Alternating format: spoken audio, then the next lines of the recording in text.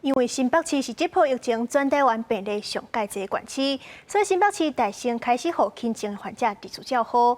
根据新北市卫生局的预告，上无会有6成的患者下资格留日的处理。你目前的情况还好吗？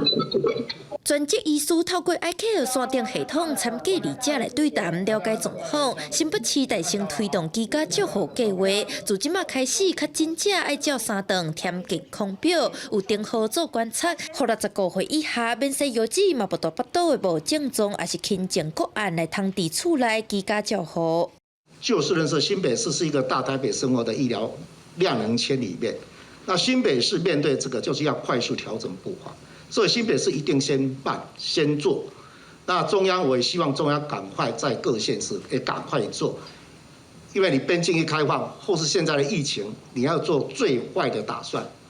侯友宜表示，未来新北市接到确诊者，会先予7间专职病院做线顶评估，以病情分流。那居家照护者，卖开电子处方签，每盒药师工会社区药局将药仔送到厝里，以通讯方式指导患者用药仔。那病情有转变，卖随时处理，防医疗紧绷。